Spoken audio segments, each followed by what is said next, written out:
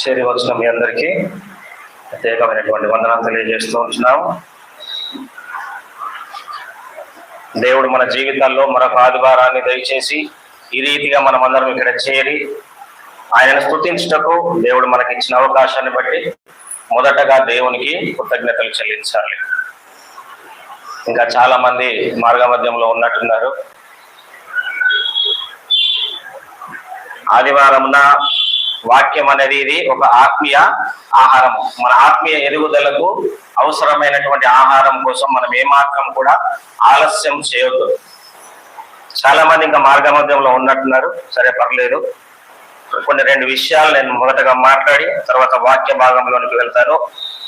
గత వారము అనగా మంగళవారం రోజు మన ప్రియులు ఎలీషా గారు ప్రభువునందు నిద్రించారని చెప్పేసి గ్రూప్ లో మెసేజ్ పెట్టి ఉన్నారు.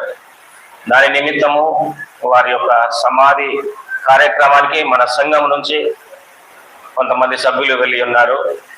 సభ్యులు క్షేమంగా తిరిగి వచ్చారు. ఆ కార్యక్రమం ముగించుకొని వారందరికీ కూడా మేము వందనాలు తెలియజేస్తూ ఉంటున్నాను.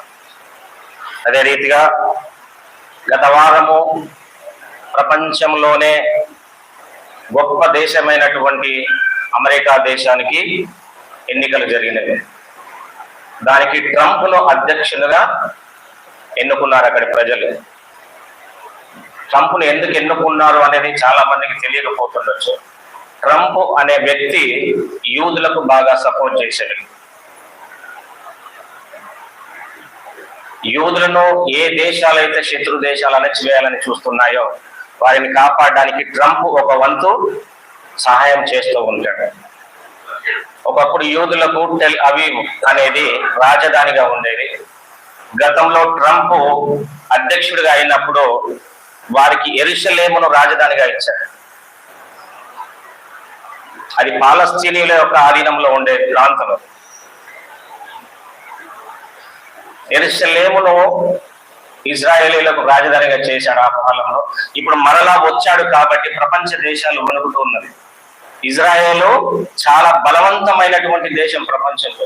ఒకవేళ ట్రంప్ మళ్ళీ వారికి సపోర్ట్ చేస్తాడేమో, పరిస్థితులు ఏ రీతిగా ఉంటాయో అని.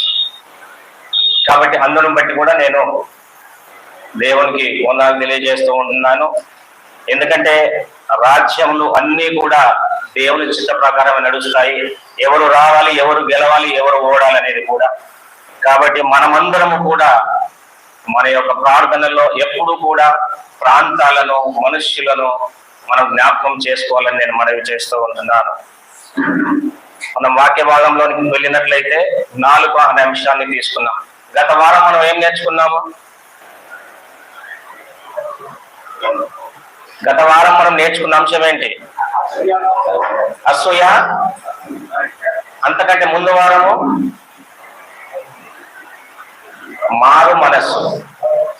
ఈరోజు ఇవన్నీ కూడా రిలేటెడ్ సబ్జెక్ట్స్. మనిషి యొక్క దైనందిన జీవితంలో ఇవన్నీ కూడా రిలేటెడ్ సబ్జెక్ట్స్. క్రైస్తవ లోకానికి సంబంధించినటువంటి వారి యొక్క ఆత్మీయ ఎదుగుదలకు సంబంధించినటువంటి సబ్జెక్ట్ ఇదంతా కూడా. గత వారం మారు మనసు గురించి నేర్చుకున్నాము. మరుసటి వారము అసూయ గురించి నేర్చుకున్నాము. ఇప్పుడు ఈరోజు నాలుక గురించి నేర్చుకుంటున్నాము. మనిషి యొక్క బాహ్య అవయవాలను మనం గమనించినట్లయితే చేతులు ఎన్ని ఉన్నాయి? రిప్లై రావాలి. కాళ్ళు, చెవులు, నోరు. అంటే మనిషి యొక్క బాహ్య అవయవాలన్నీ కూడా 2గా ఇచ్చినటువంటి దేవుడు ఈ నోటి యొక్క నిర్మాణాన్ని 1గా ఎందుకు చేశాడు? దేవుని ఉద్దేశాలు చాలా ఉంటాయి వాక్యంలో. అంటే తక్కువగా మాట్లాడాలి, ఎక్కువగా వినాలి అని చెప్పి. ఒక్కసారి 1 కొరింథీ 12వ అధ్యాయము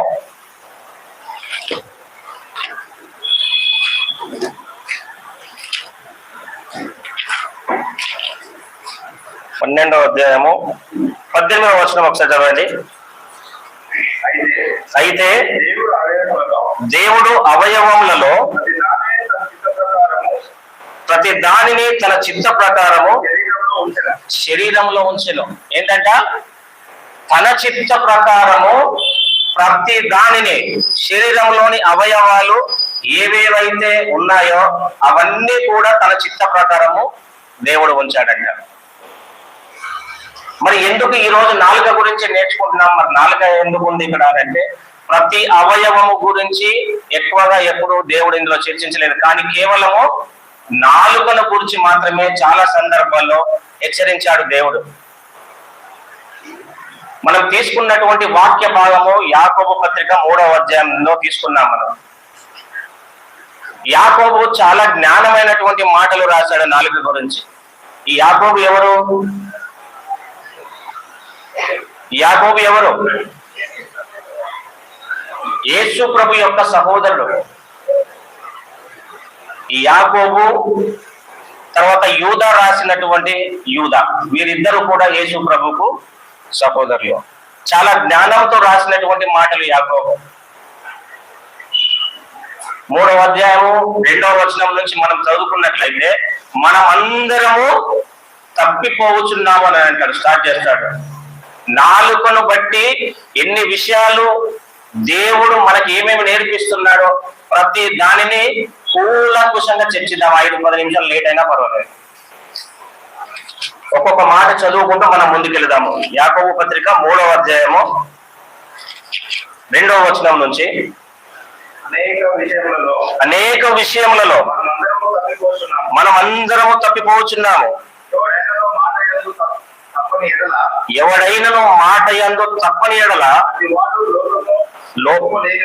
లోపము లేనివాడే, తన సర్వ శరీరమును స్వాధీనం అందించుకున్న శక్తి వల్ల వాడవును. మాట ఇచ్చినటువంటి వాడు లోపము లేనివాడు. అంటే అది తప్పుగా మాట ఇచ్చినప్పుడు, మాట ఇవ్వడం అని అంటే అది జరిగితేనే, నువ్వు చేయగలిగితేనే మాట ఇవ్వాలి. అలాంటప్పుడు నువ్వు లోపం లేని వాడు అవుతావు. మాట అంటే మీరు అంతా ఇంత మాట కాదండి, చాలా జాగ్రత్తగా గమనించాలి వాక్యాన్ని. మాటలు అనేటివి అంత ఈజీగా ఇవ్వకూడదు ఎప్పుడు కూడా. భార్యాభర్తలు వివాహ సందర్భంలో మాటించుకుంటారు. ఏం మాటించుకుంటారు? వ్యాధి అందును, ఆరోగ్యమందును, కలిమి అందును, లేమి అందును నిన్ను నా భార్యనిగా స్వీకరిస్తున్నాను. అలాగే అమ్మాయి కూడా. కానీ కాలక్రమేణా వారికి ఏదో రోగం ఉందని కావచ్చు, వారికి పిల్లలు పుట్టడం లేదని కావచ్చు, వారికి ఆస్తులు లేవని కావచ్చు, భార్యాభర్తలు విడిపోతున్నారు. దేవుడు మాట విషయంలో హెచ్చరిస్తూ ఉన్నాడు. మాట ఇచ్చావు అని అంటే ఆ మాటను నిలబెట్టుకోవాలి.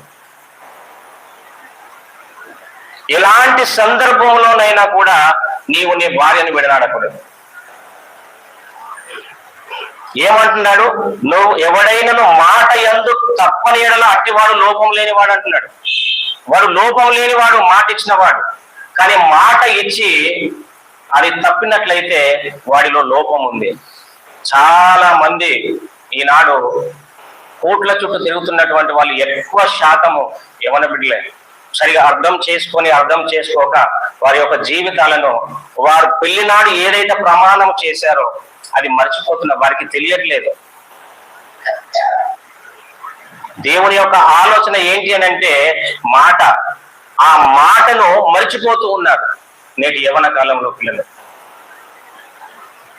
చాలా మంది జీవితాలు విడాకులకు దారి తీస్తూ ఉన్నారు. మాట ఇచ్చాము అని అంటే దాన్ని నిలబెట్టుకునే వారిగా మనం ఉండాలి. ఆనాడు నోవాహు 3 కుమారులను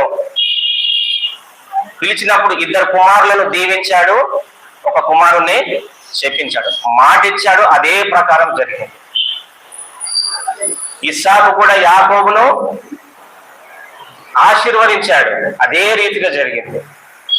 అంటే మాట అనేది మనం ఏదైనా ఇచ్చినప్పుడు అది నెరవేర్చేలాగా ఉండాలి. మనం దేవుడు మన శరీరంలోని అవయవాలను తన చిత్త ప్రకారం ఇచ్చెను.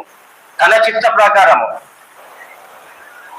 తన చిత్తము జరిగించే వాటిగా మన అవయవాలు ఉండాలి. వాటిని ఉట్టిగా మనము వాడకూడదు. నెక్స్ట్, గుర్రములు మనకు లోబడుటకై నోటికి కళ్ళెము పెట్టి చాలు సార్. గుర్రములు మనకు లోబడుటకై నోటికి కళ్ళెము పెట్టి వాటి శరీరం అంతయు త్రిప్పుదాం కదా. గుర్రాలు అంటే చాలా మందికి తెలియదు కావచ్చు. వ్యవసాయానికి సంబంధించినటువంటి వారు ఉంటే ఎద్దులు ఉంటాయి, నాగలి కట్టి ఇచ్చేసేది. దానికి ఏం చేస్తారు, వాటి మూతికి చిక్కం కడతారు. ఆ కట్టినప్పుడు ఆ మూతికి కట్టినటువంటి దానితోనే కంట్రోల్ చేస్తారు. అది ఆగాలన్నా ముందుకెళ్ళాలన్నా కూడా దానితోనే. అంటే అంత భారీ శరీరం కలిగినటువంటి ఆ యొక్క పశువు ఆ మూతికి కట్టినటువంటి చిక్కము ద్వారా అది వింటూ ఉన్నది. అంటే దాని శరీరం అంతా కూడా ఇక్కడ కంట్రోల్ అవుతూ ఉన్నది. అంటే మన నాలుకలో కూడా మన శరీరం అంతా కంట్రోల్ కావాలనేది దేవుని యొక్క ఉద్దేశం. గుర్రాలంటే సర్వసాధారణంగా చూసుంటాం, కాకపోతే ఎద్దులైతే చూసుంటాం కదా వ్యవసాయానికి సంబంధించి. దానికి కళ్ళం కట్టడం ద్వారా ఆ వ్యవసాయం చేసేటువంటి వ్యవసాయదారులు దాన్ని కంట్రోల్ చేస్తూ ఉంటారు. అదే రీతి నెక్స్ట్, ఓడలను కూడా చూడి అవి ఎంతో గొప్పవే, పెనుగాలికి కొట్టుకొని పోబడినను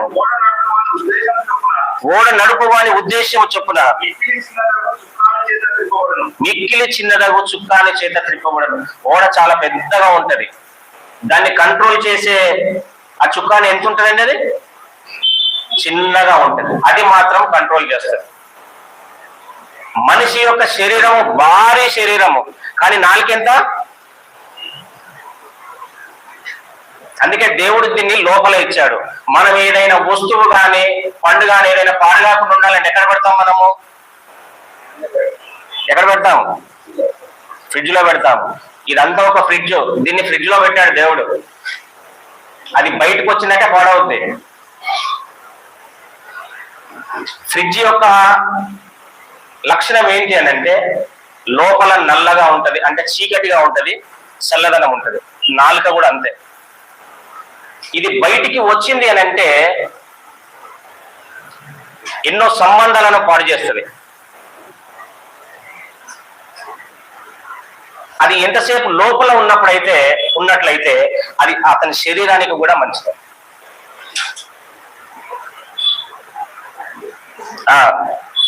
ఓడ అనేది పెద్దది అయితే దాన్ని తిప్పేటువంటి ఆ యొక్క చుక్కాని అనేది చిన్నది. దాని ద్వారా ఆ ఓడంతా కంట్రోల్ అవుతుంటది. అదే రీతిగా నెక్స్ట్, అలాగుననే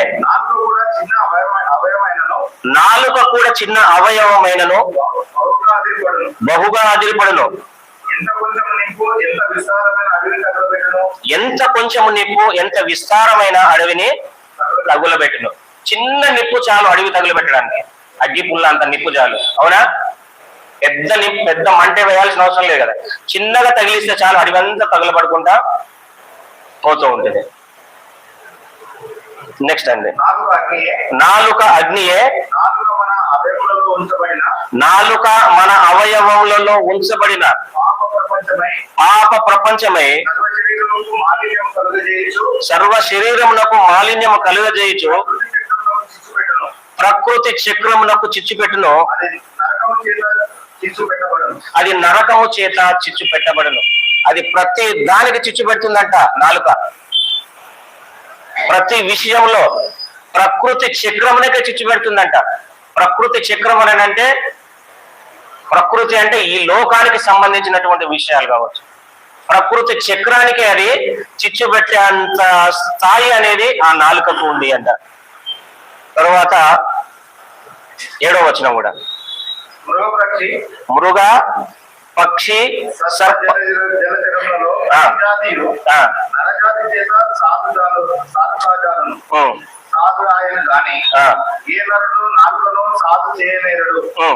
అది మరణకరమైన విషంతో నిండినది, అది నిరాకరమైన దుష్టత్వమే. మృగ పక్షి సర్ప, మృగాలు పక్షులు సర్పాలు, ఈ 3 జాతులకు సంబంధించినటువంటి వాటిని మనుష్యుడు సాధు చేస్తున్నాడంట. అంటే వాటిని మచ్చగా చేసుకుంటున్నాడంట, అవి మాట వినేటట్టు చేసుకుంటున్నాడంట. కానీ నాలుకను మాత్రము మనుష్యుడు సాగు చేసుకోలేకపోతున్నాడు. అది మరణకరమైన విషంతో నిండినది. అంటే మృగాలు అని అంటే చంపి తినేటువంటివి, సర్పాలు అని అంటే విషము ఉన్నటువంటి సర్పాలు, పక్షులు అని అంటే గాలిలో ఎగిరేటువంటివి. ఇలాంటి 3 రకాలైనటువంటి జాతులను మనుష్యుడు సాధు చేసుకుంటున్నాడు, కానీ తన నాలుకను సాధు చేసుకోలేకపోతున్నాడని యాకోబు జ్ఞానంతో చెప్తున్నటువంటి మాటలు ఇవి. ఎందుకు సాధు చేసుకోలేకపోతూ ఉన్నాడు మనిషి? దేవుడు తన చిత్తము చొప్పున ప్రతి అవయవాన్ని నిర్మించి మానవునిలో పెట్టినప్పుడు ఈ మనుష్యుడు భూమి మీద ఉన్న వాటిని అన్నిటినీ సాధు చేస్తున్నాడు, కానీ తన లోపల ఉన్న నాలుకను సాధు చేసుకోలేకపోతూ ఉన్నాడు. అది నిరర్గలమైనటువంటి దుష్టత్వమే, అది మరణకరమైనటువంటి విషముతో నిండింది. ఈ నాలుక అనేటువంటిది విషముతో నిండిందంట. సామెతలు 18:21 ప్రకారము జీవం మరణములు నాలుకలోనే ఉన్నవి. అంటే మన నాలుకకు దేవుడు అంత గొప్ప ఆధిక్యతనిచ్చాడు, కానీ దానిని మనం ఏ రీతిగా ఉపయోగిస్తున్నాం అనేది మనకి తెలియాలి. ఇక్కడ ఏమంటున్నాడంటే మన నాలుక మన అవయవంలో ఉంచబడిన పాప ప్రపంచమై సర్వ శరీరమునకు మాలిన్యము కలుగజేయచ్చు. నీ నాలుకతో ఏదైతే నువ్వు ఉపయోగిస్తావో దానితోనే నీ శరీరానికి రిజల్ట్ ఉంటుంది. నీవు మంచి మాట్లాడితే నీకు మంచి జరుగుతుంది, నీవు చెడు మాట్లాడితే నీకు చెడు జరుగుతుంది. సర్వ శరీరమునకు మాలిన్యము కలుగజేస్తుంది అది నాలుక. ఎందుకంటే అగ్ని లాంటి నాలుక, దానిని అగ్నితో పోలుస్తూ ఉన్నాడు యాకోబు భక్తుడు. నాలుకను ఎంతవరకు ఉపయోగించాలో అంతవరకే ఉపయోగించాలి. నాలుక ఉంది కదా అని చెప్పి ఏది పడితే అది మాట్లాడకూడదు. ఎందుకంటే బైబిల్లో ఉంటది, జ్ఞాని మౌనముగా ఉంటాడు, సందర్భం వచ్చినప్పుడే మాట్లాడతాడు అని ఉంటుంది. భక్తిహీనుడు వదరుబోతులాగా ఎప్పుడు మాట్లాడుతూనే ఉంటాడు అని ఉంటాడు. జ్ఞాని ఏ సందర్భంలో మాట్లాడాలి, ఏ సందర్భంలో మాట్లాడకూడదు అని ఆలోచన చేసుకొని మాట్లాడతాడు జ్ఞానం. ఈ నాలుకని ఎప్పుడు పడితే అప్పుడు ఊరికే బయటికి తీస్తూ ఉంటే పాడైపోతూ ఉంటది నీ సర్వ శరీరము. ఫ్రిడ్జ్ లో నుంచి పండు తీసి బయట పెట్టినప్పుడు అది పాడైపోతుంది. పాడు కాకుండా ఉండడానికి దాన్ని మనం ఫ్రిడ్జ్ లో పెడతాము. అదే రీతిగా ఈ నాలుకను మనం ఎప్పుడైతే బయట పెడతామో మన శరీరాలు పాడవుతూ ఉంటాయి. చాలా మందికి దీని యొక్క ఉద్దేశాలు తెలియక మా నోటి యొక్క విలువను దిగజార్చుకుంటూ ఉన్నారు. చాలా మంది స్త్రీలు, అమ్మ మిమ్మల్ని కాదు నేను అనేది, చాలా మంది స్త్రీలు ఆ మెట్ల మీద అరుగుల మీద కూర్చొని వాళ్ళ ఇంట్లో ఏం జరిగింది, వీళ్ళ ఇంట్లో ఏం జరిగింది అని చెప్పేసి మాట్లాడుకుంటూ ఉంటారు. ఇవన్నీ గాలి మాటలు. ఇర్మీయా గ్రంథంలో ఉంటది, నక్క గాలిని పీల్చును అని ఉంటది. అంటే గాలి మాటలు చెప్పేటువంటి వారు మూర్ఖులు. ఏమీ లేకున్నా కూడా వాటిని సృష్టించుకోవడము, వాటిని క్రియేట్ చేసుకొని వాటిని పక్కలకు చెప్పడము, తద్వారా దాన్ని స్ప్రెడ్ చేయడం, ఇవన్నీ గాలి మాటలు అన్నమాట. ఇర్మీయా గ్రంథంలో ఉంటది.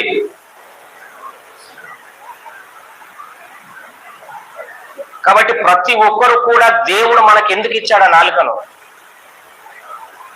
ఆలోచన చేసి మాట్లాడాలి, ఆలోచన చేసి ముందుకు పోవాలి. ఇంకా చాలా విషయాలు ఉన్నవి, చాలా విషయాలు మనం తెలుసుకుందాము. కీర్తన గ్రంథము 52వ అధ్యాయము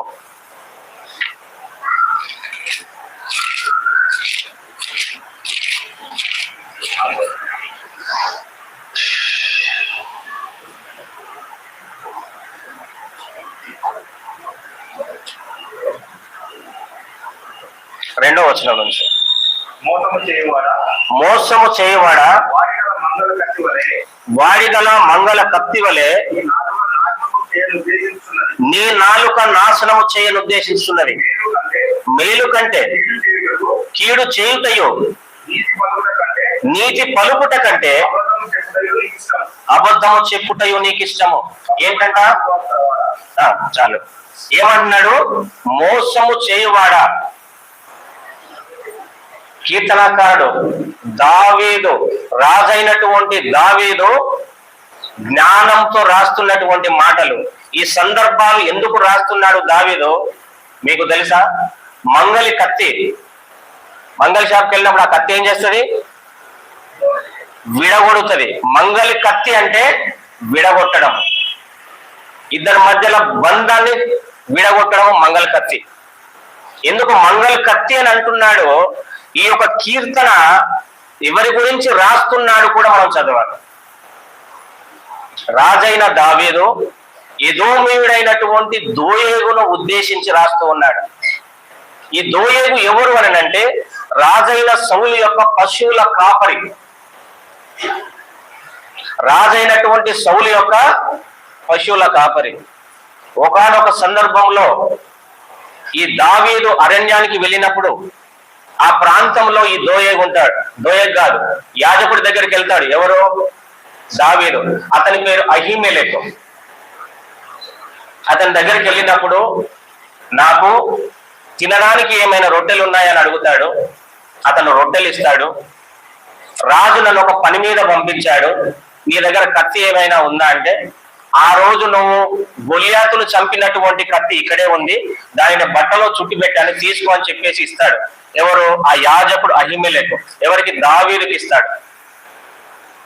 ఆ దావీదుకు ఆ యాజకుడు ఆ కత్తిని ఇస్తూ ఉన్నప్పుడు ఆ చుట్టుపక్కలనే ఈ దోయేగు ఉంటాడు. ఎవరు ఆ దోయేగు? సౌలు రాజు యొక్క పశువుల కాపరి. ఆ దోయేగు ఆ విషయాన్ని చూసి, కత్తి తీసుకున్నటువంటి దావీదును చూసి వెంటనే సౌలు దగ్గరికి వచ్చి, సౌలు రాజా, నిన్ను చంపడానికి దావీదు కత్తి తీసుకొని వస్తున్నాడు, అహీమెలెకు అనేటువంటి యాజకుడు కత్తి ఇచ్చాడు తనకి అని చెప్పి మసాలా వేశాడు.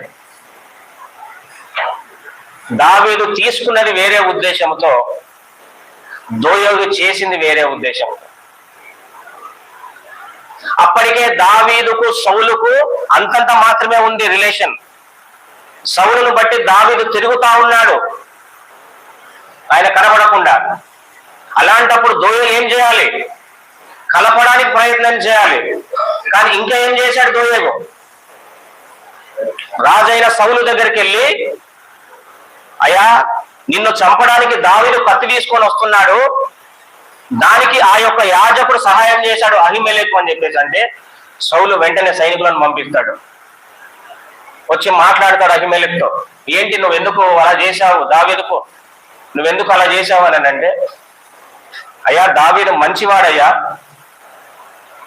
అతను నీ కల్లుడవుతాడయ్యా, అతను నీ రాజ్యం పట్ల ఒక గొప్ప సార్థకత కలిగి ఉన్నాడయ్యా, అలాంటి వాడు కాదయ్యా అని అన్నప్పుడు సౌలు యొక్క మనసులో అప్పటి వరకు దేవుని యొక్క ఆత్మ వెళ్ళిపోయి ఆయన మీద సాతాను ఆత్మ వచ్చి నడిపిస్తూ ఉంది. అప్పుడు సౌలు ఆలోచన లేకుండా, నువ్వు దావీదుకు సపోర్ట్ గా మాట్లాడతావా, నిన్ను చంపేయాలని చెప్పేసి అప్పుడు సైనికులకు చెప్తే, ఆ సైనికులు ఏమంటారంటే, అయ్యా, మేము యాజకులను చంపము, యాజకులు అంటే పాస్టర్లు, యాజకుల జోలికి మేము పోమయ్యా అని చెప్పి సైనికులని అంటే, ఈ దోయేగు ఎవడైతే చెడ్డ మాటలు చెప్పి కొత్తగా సృష్టించి చెప్పినటువంటి దోయేగు ఎవడైతే ఉన్నాడో అతడికే చెప్పాడు సౌలు, ఇతన్ని చంపేసేయి, ఇతని పరివారాన్ని అందరినీ చంపేసేయి అని చెప్పి. ఆ దోయేగు అందరినీ చంపేస్తాడు. దాదాపు ఒక 85 మంది సేవకులను చంపేస్తాడు. వారి కుటుంబాలను, వారి యొక్క పశువులను అన్నిటిని కూడా చంపేస్తాడు. అంటే చెప్పుడు మాట వల్ల కొన్ని ప్రాణాలు పోయాయి. అసలు అతడు ఏమి చూశాడు, అతడు ఏమి విన్నాడు, ఏమి తీసుకెళ్లి చెప్పాడు అక్కడ. మాటలు అనేటివి చాలా జాగ్రత్తగా ఆలోచనాత్మకంగా మాట్లాడాలని చెప్పి దేవుడు మనకు హెచ్చరిస్తూ ఉన్నాడు. ఈ బైబిల్లో ఏ అవయవము గురించి కూడా ఇంతలా రాయలేదండి. కేవలం నాలుక గురించి మాత్రమే దేవుడు హెచ్చరించాడు. ఎందుకంటే నాలుక అగ్నిగా పోలుస్తూ ఉన్నాడు ఇక్కడ యాకోబు భక్తుడు. అగ్ని అనేది చిన్న మంట మొత్తం తగలబెట్టేస్తుంది. నరం లేని నాలుక 4 విధాలుగా మాట్లాడుతుంది అని ఈ లోకంలో నానదు. కానీ నరం ఉండదు నాలుకకి. ప్రతి అవయవానికి నరం అనేది లింక్ ఉంటుంది. నరం ఉంటేనే బ్లడ్ సర్క్యులేషన్ జరుగుతుంది. కానీ లోకనానుడు ఏంటంటే నరం లేని నాలుక నాలుగు విధాలుగా మాట్లాడుతుంది అని చెప్పేసి అంటారు. ఇంకా చాలా మాటలు జ్ఞాని అయిన సొలొమోను చాలా మాటలు నాలుక గురించి చెప్పాడు. ఈ యొక్క సౌలు ఎప్పుడైతే ఆ దోయగు మాటలు విన్నాడో, చెప్పుడు మాటలు విన్నాడో, వెంటనే ఆలోచన చేయకుండా, ఇది నిజమా అని తెలుసుకోకుండా, దావీదుతో మాట్లాడకుండా వెంటనే నిర్ణయాలు తీసేసుకున్నాడు. అప్పుడు రాస్తున్నటువంటి ఈ కీర్తన ఆయనను దృష్టిలో పెట్టుకొని, దోయేగును దృష్టిలో పెట్టుకొని రాస్తున్నటువంటి కీర్తన. మళ్ళీ ఒకసారి చదవండి. మోసము చేయువాడా, వాడిగల మంగళ కత్తి వలె నీ నాలుక నాశనం చేయని ఉద్దేశించున్నది. మేలు కంటే కీడు చేయుటయు, నీతి పలుకుట కంటే అబద్ధము చెప్పుటయు నీకు ఇష్టము. కపటమైన నాలుక గలవాడా, అధిక నాశనకరములైన మాటలే నీకు ఇష్టము. కావున దేవుడు సదాకాలము నిన్ను అనగగొట్టును. ఇంకా కిందికి పోతే సజీవుల దేశంలో నుండి నిన్ను నిర్మూలన చేయనని. అలాంటిది రాకూడదు. సజీవులు ఉన్నటువంటి దేశంలో నుంచి నిన్ను నిర్మూలము చేయను అని దావీదు రాస్తూ ఉన్నాడు అని అంటే చాలా జాగ్రత్తగా ఆలోచించాల్సినటువంటి మాటలు. ఆ దోయేగు చేసినటువంటి పనికి ఎంతమంది మృత్యువాత పడ్డారో అవన్నీ ఆలోచన చేసుకుంటూ దావీదు దోయేగును గూర్చి రాసినటువంటి కీర్తన ఇది. మంగళి కత్తి వలె మన మాటలు ఉండకూడదు. బంధాలను చెరిపేసే విధంగా మన మాటలు ఉండకూడదు. కత్తి అనేది వేరు చేస్తుంది. ఒక పేపర్ను కట్ చేయాలంటే, 2 ముక్కలుగా చేయాలంటే కత్తి కంపల్సరీ కావాలి. అదే అతక పెట్టాలంటే ఎంత కష్టపడాలి. కాబట్టి మంగళి కత్తి వలె నీ మాటలు, నీ నాలుక ఆ రీతిగా పనిచేసిందని దోయగు విషయంలో దావీదు ఆలోచన చేసుకొని చాలా విచారంతో రాస్తున్నటువంటి మాటలు. నిజంగా మన జీవితాల్లో మంగళి కత్తి లాంటి నాలుక ఎవరికైనా ఉందా? ఆలోచన చేసుకో. ఈ లోకంలో ఎవరితో కూడా మనము మంగళి కత్తి లాంటి నాలుకను ఉపయోగించకుండా మనము దేవునిలో ముందుకు నడుచుకుంటూ వెళ్ళిపోతే దేవుడు ఖచ్చితంగా మనకు ఆశీర్వాదాన్ని ఇస్తాడు. ఎక్కడ కూడా మనం స్వార్థపూరితంగా ఆలోచన చేయకూడదు. మంగళి కత్తి లాంటి నాలుక ఉంటే ఏమవుతుందంటే సజీవుల దేశంలో నుంచి నిర్మూలము చేసే వరకు అతన్ని తన మీదికి తెచ్చుకునే పరిస్థితులు తెచ్చుకుంటాడు. ఇంకా మనం ఆలోచన చేసినట్లయితే సామెతల గ్రంథము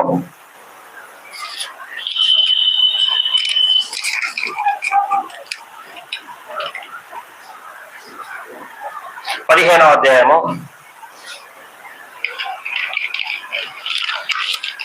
1వ వచనం.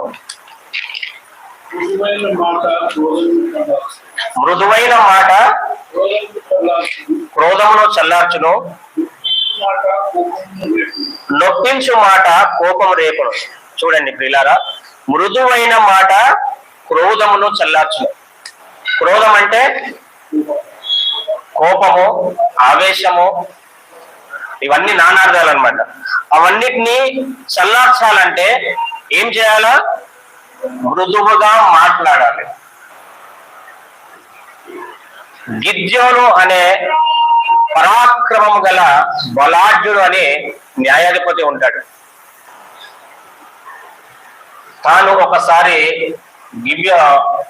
యుద్ధానికి వెళ్ళినప్పుడు ఇశ్రాయేలీలు వచ్చి తనతో మాట్లాడతారు. వారిద్దరి మధ్యలో జరిగినటువంటి సంభాషణ ఏ రీతిగా ఉంది అంటే, మాట అనేది ఒక ఆవేశాన్ని గాని ఒక క్రోధాన్ని గాని చల్లార్చాలని అంటే మన మాట ఏ రీతిగా ఉండాలి అనేది సొలొమోను జ్ఞానంతో చెప్తూ ఉన్నాడు. మృదువైన మాట. ఒకసారి న్యాయాధిపతుల గ్రంథం చూద్దాం. న్యాయాధిపతుల గ్రంథము 8వ అధ్యాయము 1-3 వచనాలు.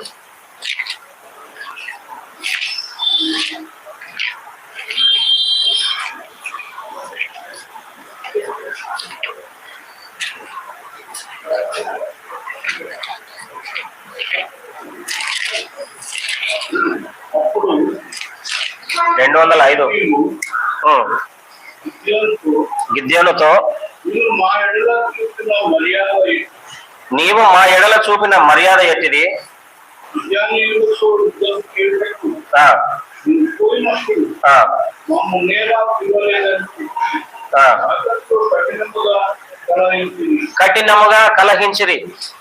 ఎఫ్రాయిమీలు గిద్యోనుతో నీవు మా ఎడల చూపిన మర్యాద ఎట్టిది? ఈ గిద్యోను వారి మీదకి యుద్ధానికి వెళ్ళినప్పుడు ఈ ఎఫ్రాయిమీలు గిద్యోనుతో అంటున్నారు, ఏమన్నారు? కలహించేలాగా మాట్లాడుతూ ఉన్నారు. నీవు మాకెందుకు చెప్పలేదు? గిద్యోను పరాక్రమము గల బలాఢ్యుడు అని చెప్పి వాక్యంలో ఉంటది.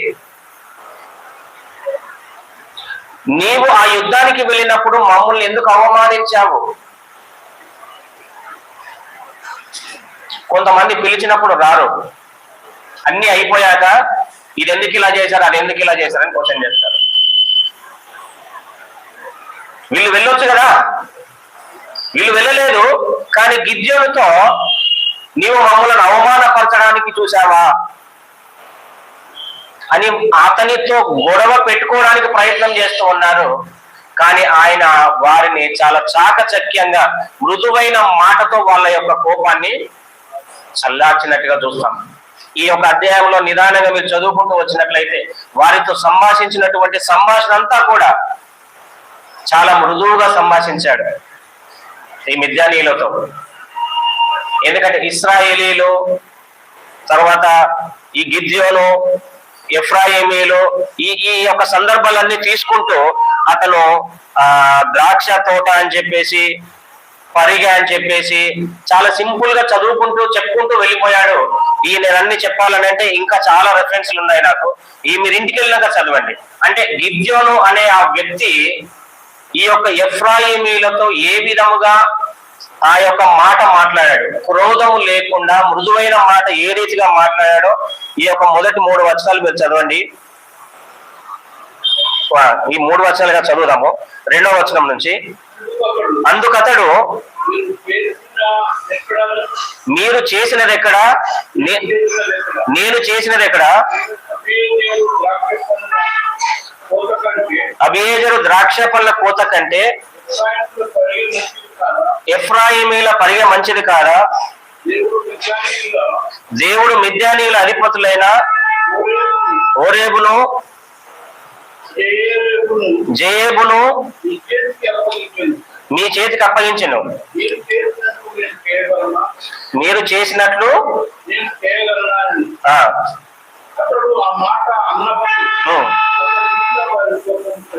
అతని మీద వారి కోపము తగ్గింది. ఏమన్నాడనంటే ఇజ్రాయేలీల ద్రాక్ష తోట కంటే ఎఫ్రాయిమీల పరిగె గొప్పది కాదా అంటున్నాడు. అయ్యా, వచ్చినటువంటి శత్రువు వారిని ఎదుర్కొనుటకు సింహం లాంటి మీరెందుకు, నక్క లాంటి మేము చాలు అనగానే వాళ్ళు నిజంగానే సింహాలు అనుకున్నారు అని నేను మామూలుగా చెప్తున్నాను. ఇజ్రాయేలీల ద్రాక్ష తోట కంటే ఎఫ్రాయిమీల పరిగే మంచిది కాదా, గొప్పది కాదా అని అన్నాడు. అంటే శత్రువును హతమార్చడానికి మీరెందుకయ్యా, మీ బలం ఎందుకు, మేము చాలులేనని వారితో అనేసరికి వెంటనే వారి యొక్క కోపము, అంటే కోపంగా ఉన్నటువంటి వ్యక్తిని కూడా ఏ రీతిగా డీల్ చేయాలనో కూడా మనం ఈ వాక్యాన్ని బట్టి నేర్చుకోవాలి. ఇంకా మీరు చదువుకుంటూ వెళ్ళండి ఈ అధ్యాయాలన్నీ. అతని మందన చదివితే అర్థం కాదు అని కాదు, అర్థం అవుతుంది. ఆలోచనాత్మకంగా చదివితే అర్థం అవుతుంది. అక్కడ ఎఫ్రాయిమీలు వచ్చి నీవు యుద్ధానికి వెళ్ళినప్పుడు మమ్మల్ని ఎందుకు తీసుకుపోలేని క్వశ్చన్ చేస్తున్నారు. కానీ ఆ సమయానికి గిద్యోను వారితో చాలా చాకచక్యంగా మంచి మృదువైన మాటతో వారి యొక్క కోపాన్ని చల్లార్చినట్టుగా మనం చూస్తూ ఉన్నాం. ఇంకా మనం చూసినట్లయితే ఇదే సామెతల గ్రంథము 17వ అధ్యాయము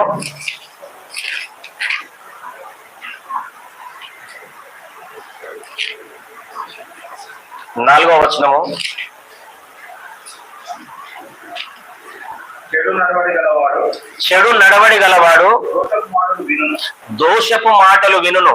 నాలుక హానికరమైన మాటలు పలుకుతుండగా నాలుక హానికరమైన మాటలు పలుకుచుండగా అబద్ధికుడు చెవియొగ్గును. అబద్ధికుడు చెవియొగ్గును. ఇంతకుముందు మనం మాట్లాడుకున్నాం అహిమేలెకు విషయంలో. దోయగు వచ్చి సౌలుకి ఏం చెప్పాడు? చెడు నడవడి గలవాడు దోషపు మాటలు వినును. ఎందుకంటే వీడు చెడు నడవడి ఉంది కాబట్టి ఆ దోషపు మాటలు వింటూ ఉన్నాడు.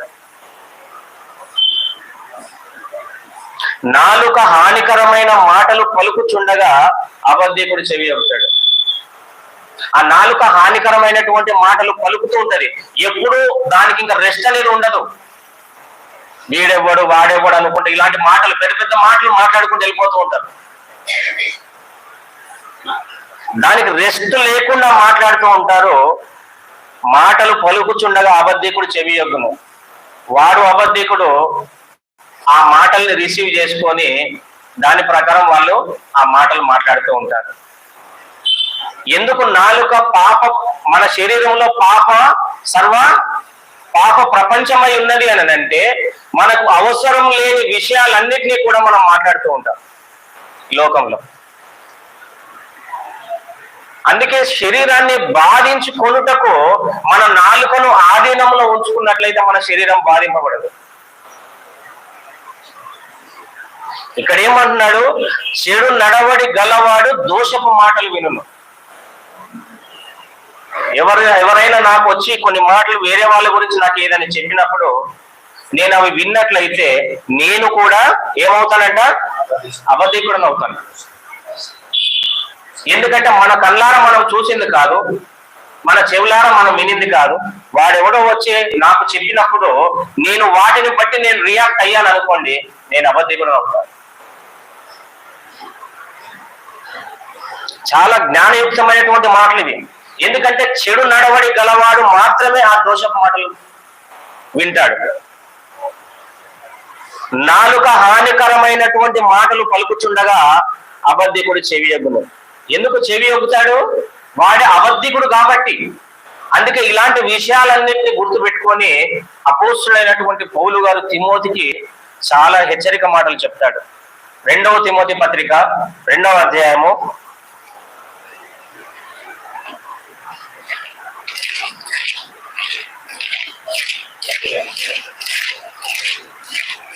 2వ తిమోతి 2వ అధ్యాయము 16-17 వచనం. అపవిత్రమైన వట్టి మాటలకు అపవిత్రమైన ఒట్టి మాటలకు విముఖుడవై ఉండము.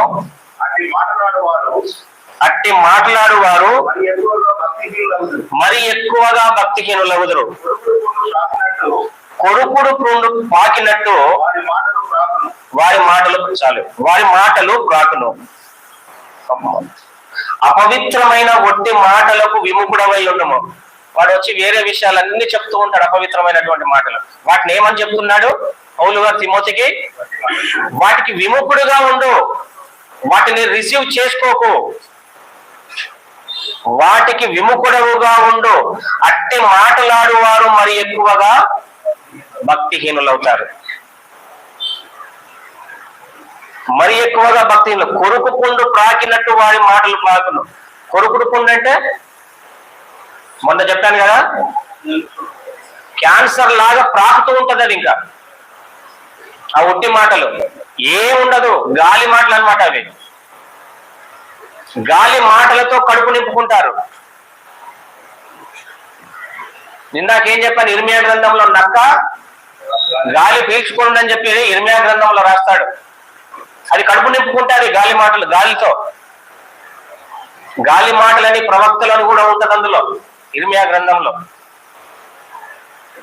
అట్లాంటి గాలి మాటలు వినకుండా, ఒట్టి మాటలు వినకుండా వాటికి విముఖుడవుగా ఉండుము అని చెప్పేసి పౌలు గారు తిమోతికి హెచ్చరిస్తూ ఉన్నాడు. 1 తిమోతిలో కూడా చూద్దాం. 1 తిమోతి 6వ అధ్యాయము 20వ వచనము. ఓ తిమోతి, నీకు అప్పగింపబడిన దానిని కాపాడి అపవిత్రమైన వట్టి మాటలకును అపవిత్రమైన వట్టి మాటలకును జ్ఞానమని అబద్ధముగా చెప్పబడిన విపరీత వాదములకును దూరముగా ఉండము. విపరీత వాదములు, పనికి రాని వాదాలు, వాటికి దూరంగా ఉండాలని చెప్తూ ఉన్నాడు. వాదాలు ఉట్టుగా పెట్టుకుంటూ ఉంటారు, పనికి రానటువంటి వాదాలు పెట్టుకుంటూ ఉంటారు, నోటికి ఏదొస్తుంది మాట్లాడుతూ ఉంటారు. వాటన్నిటికీ దూరంగా ఉండమని చెప్తూ ఉన్నాడు. తిమోతికి హెచ్చరిస్తూ ఉంటున్నాడు. మాట్లాడకపోతే ఆయన మాట్లాడతలేడు అని అంటారు, మాట్లాడితే ఆయన అలా మాట్లాడుతున్నాడు అని అంటారు. జ్ఞాని జ్ఞానముతో ఆలోచన చేసి ఎప్పుడు మాట్లాడాలో అప్పుడే మాట్లాడతాడు. ఒట్టి మాటలకు విముఖుడవుగా ఉండుమని చెప్పి హెచ్చరిస్తూ ఉన్నాడు అని అంటే తిమోతి ఎంతగా ఆలోచన చేస్తూ ఉన్నాడో మీరు ఆలోచించండి. ఇవన్నీ కూడా మన దైనందిన జీవితంలో మనకు అవసరమైనటువంటి మాటలు ఇవన్నీ.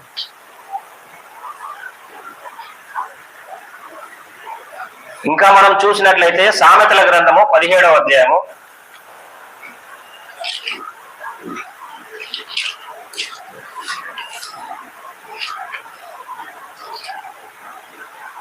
చదువుకున్నా కదా.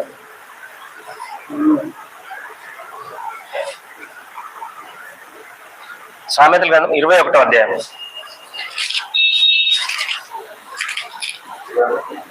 23. నోటిని నాలుకను భద్రం చేసుకున్నవాడు శ్రమల నుండి తన ప్రాణమును కాపాడుకొను. శ్రమల నుండి తన ప్రాణమును కాపాడుకోను. నోటిని నాలుకను భద్రం చేసుకుని వాడు. ఎప్పుడు భద్రం చేసుకోవాలి? ఎప్పుడు భద్రం చేసుకోవాలి. ఇప్పుడు మనము భద్రము చేసుకోకపోతే ఏం జరుగుతుందంట? శ్రమల నుండి తన ప్రాణాన్ని కాపాడుకోలేకపోతాడు. ప్రతి దానిని మనం భద్రం చేసుకుంటాం. మన దగ్గర బంగారం ఉందనుకోండి, ఏం చేస్తాము? ఇంట్లో బీరువాలో పెట్టి లాక్ చేసుకుంటాం. ఎందుకు భద్రం చేసుకుంటాం? దాన్ని భద్రం చేసుకోకపోతే దాన్ని ఎవరో ఒకరు దొంగిలిస్తారు, తద్వారా మనం బాధపడతాము. ప్రతి దాన్ని కూడా, అందుకే నాలుకను కూడా మనం భద్రం చేసుకోవాలి. అందుకే దేవుడు దీనిని నోటిలో ఇచ్చాడు, దాన్ని మనం భద్రం చేసుకోవాలని చెప్పి. మనం మాట్లాడుతూ ఉంటే నాలుక ఇటు ఇటు ఇటు అటు తిరుగుతూ ఉంటుంది లోపల. ఎప్పుడు గమనించుకోలే కావచ్చు. మనం మాట్లాడుతూ ఉన్నప్పుడు నాలుక అటు ఇటు తిరుగుతూ ఉంటుంది లోపల. దాన్ని భద్రం చేసుకోవాలని చెప్పేసి దేవుడు చెప్తూ ఉన్నాడు. దాన్ని ఎక్కువ శ్రమ పెట్టొద్దు. అది ఎంతవరకు మాట్లాడాలో అంతవరకే దాన్ని ఉపయోగించుకోవాలి నాలుకను. ఒకవేళ అలాంటి మాటలు మాట్లాడితే నీవు శ్రమల పాలవుతావు అని చెప్పి దేవుడు హెచ్చరిస్తూ ఉన్నాడు. ఇంకా మనం చూసినట్లయితే 13వ అధ్యాయం 3వ వచనం సామెతల గ్రంథం. తన నోరు కాచుకున్నవాడు తనను కాపాడుకొనును. ఊరకొనక మాట్లాడువాడు తనకు నాశనం తెచ్చుకొనును. చూసారా? తన నోరు కాచుకొనువాడు తన్ను కాపాడుకొనును. నోరు కాపాడుకున్నవాడు ఖచ్చితంగా తనను తాను కాపాడుకుంటాడు. పిల్లలు అల్లరి చేసినప్పుడు కావచ్చు, మాట విననప్పుడు కావచ్చు, తల్లిదండ్రులు నాశనం అవుతావురా అని చెప్పి తిడతారు. ఎట్లా పుట్టావురా అని చెప్పి తిడతారు. నాలుకలో జీవము మరణము రెండు ఉన్నవి. భార్యాభర్తలు ఇరువురు కూడా గొడవ పడినప్పుడు వీనికి సావు వస్తలేదు అని అంటారు, పెద్ద పెద్ద మాటలు. కానీ శారమ్మ అబ్రహాం ఏమని సంబోధించేది? మీరు కూడా అలా పిలవాలని నేనేమంటలేను, కానీ వారిని చూసి మనం కొన్ని నేర్చుకోవాలి. మనం మాట క్రోధాన్ని తెచ్చే విధంగా ఉండొద్దు, దాన్ని చల్లార్చే విధంగా ఉండాలి మన మాట. భార్యాభర్తలు ఇరువురు గొడవ పడినప్పుడు సాధారణంగా వచ్చేటువంటి మాటలు ఏంటంటే, మంచి మంచుల్లోకి వస్తుంది చావు, వీడికి వస్తలేదు. నిజంగానే తను భర్త నీ నుంచి వేరవుతాడు భౌతికంగా. నీ పరిస్థితి ఏంటమ్మా ఈ లోకంలో?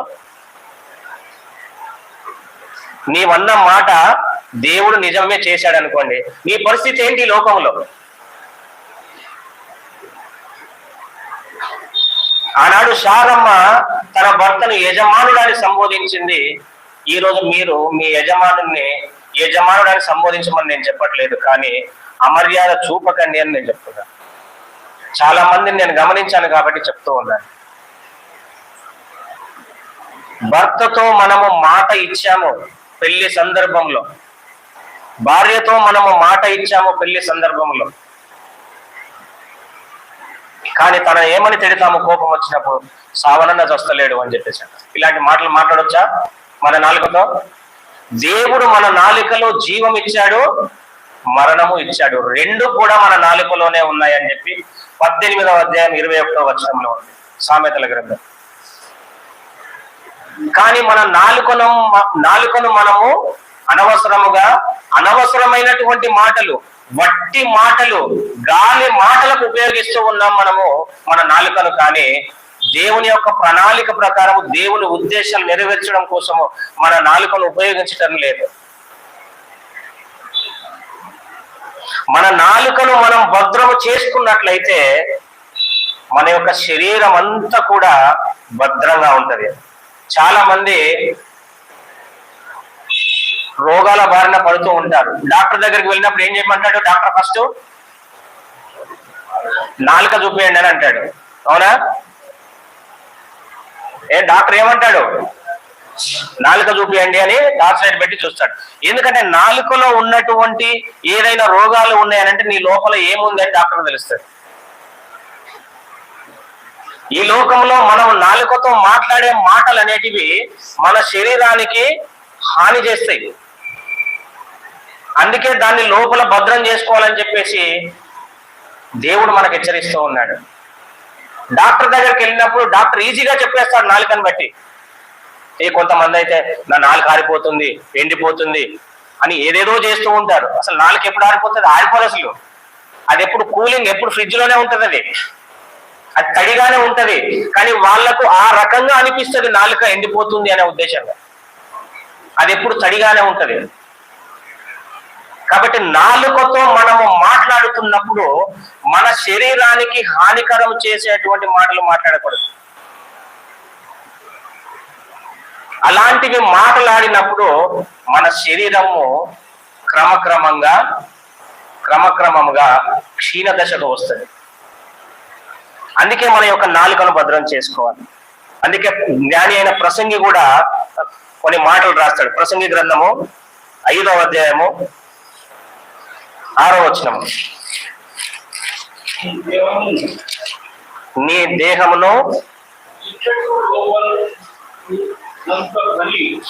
దేహమును శిక్షకు లోపరుచున్నంత పని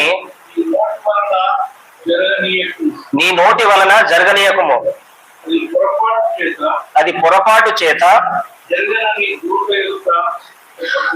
దూత ఎదుట చెప్పకము. ఎందుకంటే నీ దేహానికి శిక్ష లోపరుచున్నంత పని నీ నోటి వలన జరగనీయకము. ఏది పడితే అది మాట్లాడతాము. మాట్లాడిన తర్వాత అయ్యో నేను అలా అనుకోలేదు, ఇలా అనుకున్నాను, అందుకే ఇలా మాట్లాడాను, అయ్యో సారీ అంటే ఏమవుతుంది? చేసిన తప్పైతే పోదు కదా. నీ దేహములకు శిక్ష లోపరుచున్నంత నీ నోటి వలన జరగనీయకము. అది పొరపాటు చేత జరిగనని దూత చెబుతా చెప్పకము. ఎందుకంటే నువ్వు అనాల్సింది అనేసినావు, మళ్ళీ పొరపాటున జరిగిందని చెప్పి సారీ. అందుకే దాన్ని భద్రం చేసుకోవాలి. జ్ఞానంగా ఆలోచన చేసి దాన్ని ఎప్పుడు ఉపయోగించాలో అప్పుడే ఉపయోగించాలి. తద్వారా మంగలి కత్తి లాంటి మాటలు మాట్లాడకుండా ఒక సూది దారం ఏం చేస్తుంది? జాయింట్ చేస్తుంది, కుడుతుంది. మంగలి కత్తి ఏం చేస్తుంది? కత్తిరిస్తుంది, విడగొడుతుంది. అంటే మంగలి కత్తి లాంటి విధానం లేకుండా ఒక సూది దారము లాగా మన యొక్క నాలుక ఉండలాగా మనం చూసుకోవాలి.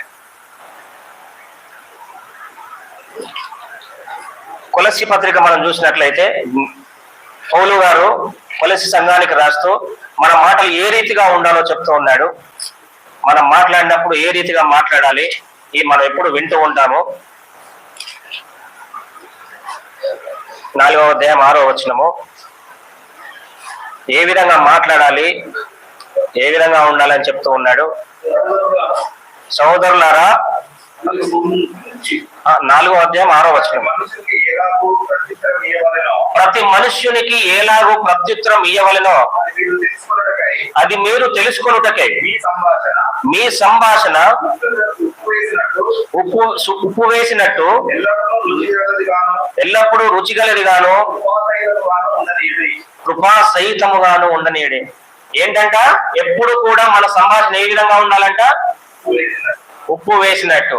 అన్ని వేసి చూడు, నన్ను వేసి చూడు. కూర అంతా వండిన తర్వాత ఉప్పు వేస్తారు కదా, అప్పుడు ఆ కూరకు రుచి కలుగుతుంది.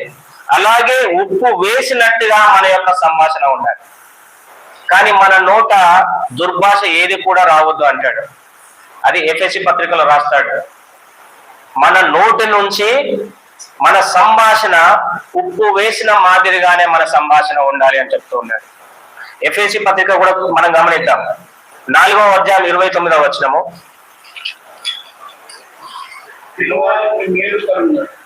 వినువారికి మేలు కలుగునట్లు అవసరమును బట్టి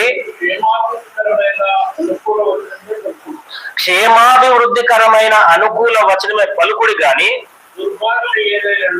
దుర్భాష ఏదైనాను మీ నోట రానియదు. మీ నోట ఏం రావద్దంట? దుర్భాష. అనుకూల వచనమే పలకాలి. చెడ్డ మాటలు ఏవి కూడా మీ నోటి నిండా రానివ్వద్దు.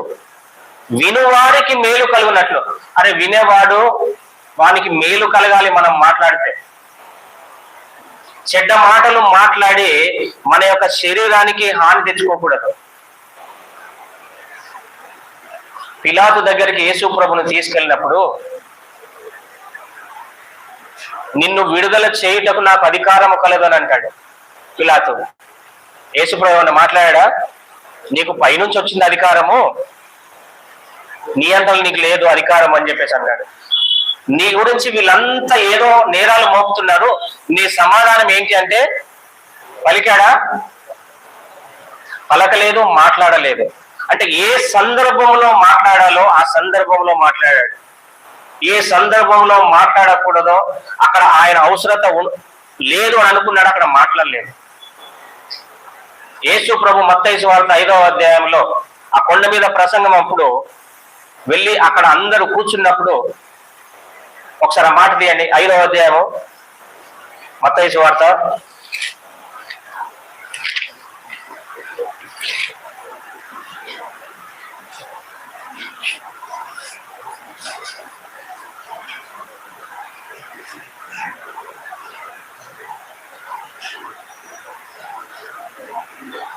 5వ అధ్యాయము 1వ వచనం నుంచి, ఆయన ఆ జనసమూహంలో చూచి కొండ ఎక్కి కూర్చుండగా ఆయన శిష్యులు ఆయన యొద్దకు వచ్చిరి. అప్పుడు ఆయన నోరు తెరచి ఈలాగు బోధింపసాగాను. అప్పుడు ఆయన నోరు తెరచి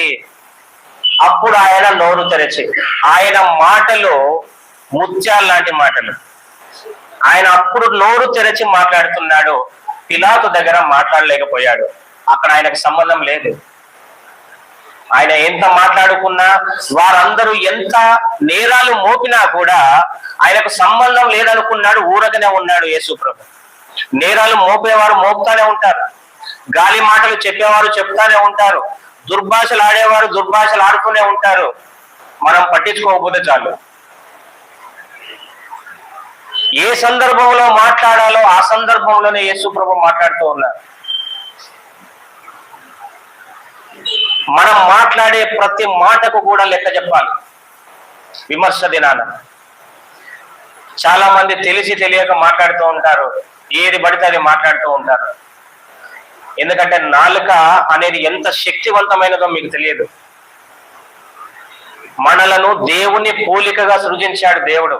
తన పోలికగా మనల్ని సృజించినప్పుడు మనకి ఎంత శక్తి ఇచ్చాడో కూడా మనల్ని మనం గ్రహించుకోలేకపోతూ ఉన్నాం.